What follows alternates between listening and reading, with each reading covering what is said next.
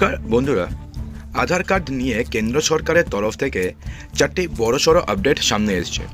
যেহেতু বর্তমানে আধার কার্ডটি আমাদের যতগুলো আইডেন্টিটি ডকুমেন্টস রয়েছে সবগুলোর মধ্যে সবথেকে ইম্পর্টেন্ট, সেহেতু এই 4টি আপডেট সম্বন্ধে জানাটা কিন্তু আপনাদের প্রয়োজন, না হলে কিন্তু নতুন বছরে আপনাদের সমস্যায় পড়তে হবে। তো আমরা এক এক করে জানিয়ে দিব যে কোনটি বা কোন 4টি নতুন আপডেট জারি হচ্ছে এবং কোনটি আপনাদের সবথেকে ইম্পর্টেন্ট বা কোনটি আপনাদের জন্য সবথেকে গুরুত্বপূর্ণ। অবশ্যই কমেন্ট বক্সে জানাতে ভুলবেন না। বন্ধুরা, আধার কার্ড নিয়ে প্রথম যে আপডেটটি সামনে এসছে সেটি হচ্ছে আধার कार्ड से महिला की नहीं हो पाएगी पिता या पति के साथ रिश्ते की पहचान। হ্যাঁ বন্ধুরা, এখন থেকে মহিলারা আধার কার্ড দিয়ে তার পিতা বা তার স্বামীর সঙ্গে তার যে রিলেশন সেটা প্রমাণ করতে পারবেন না। তাহলে আসলে ব্যাপারটি কি ভালো করে বুঝবেন। তো আপনাদের কাছে যদি আধার কার্ড থেকে থাকে তাহলে কিন্তু আপনারা সেখানে খেয়াল করে দেখবেন যে আপনি যদি বিবাহিত হয়ে থাকেন তাহলে সেক্ষেত্রে যে পুরুষের নাম থাকবে তার আগে হয় আপনি যদি বিবাহিত হয়ে থাকেন তাহলে ওয়াইফ অফ দিয়ে থাকবে, আর আপনি যদি অবিবাহিত হয়ে থাকেন সেক্ষেত্রে ডটার অফ থাকবে। অর্থাৎ সেক্ষেত্রে কে আপনার বাবা কিংবা কে আপনার স্বামী সেটা ইজিলি বোঝা যায়।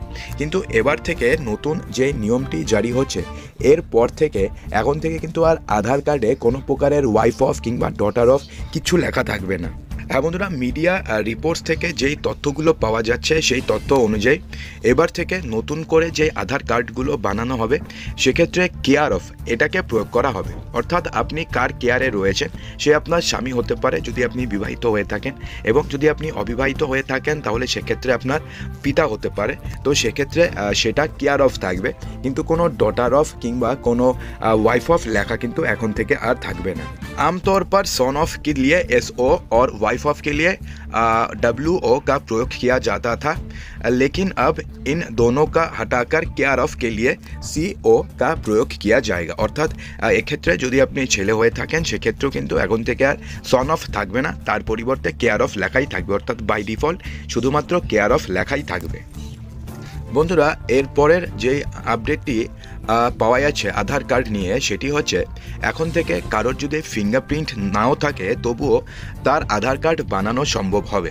হ্যাঁ বন্ধুরা, এমন অনেকে রয়েছেন যারা দিব্যাঙ্গ, যাদের আঙ্গুল নেই কিংবা কোনো অ্যাক্সিডেন্টে তার আঙ্গুল ভেঙে গেছে কিংবা কেটে গেছে।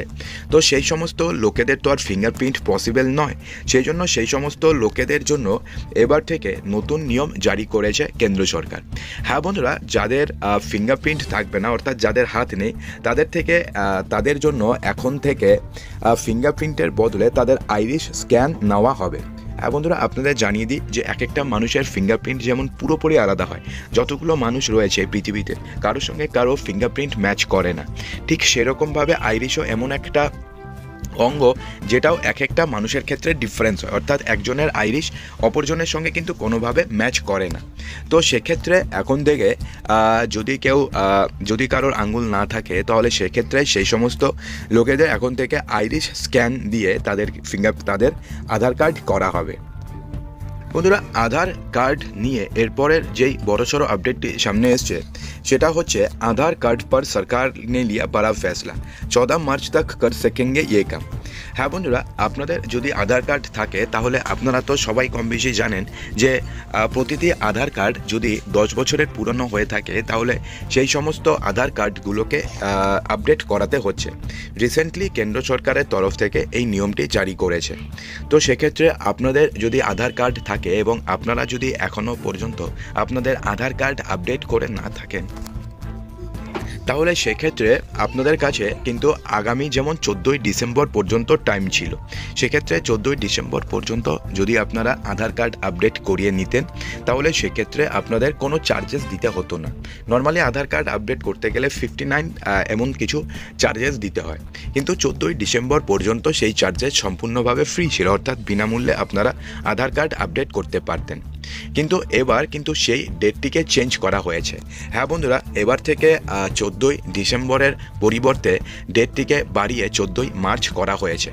অর্থাৎ 14ই মার্চ পর্যন্ত আপনাদের কাছে সময় রয়েছে। আপনারা যদি 14ই মার্চের মধ্যে আপনাদের আধার কার্ড আপডেট করে নেন সেক্ষেত্রে কিন্তু আপনাদের কোনো চার্জেস দিতে হবে না। তো কিভাবে আপনারা আপনাদের আধার কার্ড আপডেট করবেন, তার জন্য আপনাদের কি করতে হবে, আপনারা যদি স্টেপ বাই স্টেপ প্রসিডিওর জানতে চান তাহলে অবশ্যই ভিডিওর কমেন্ট বক্সে জানাবেন।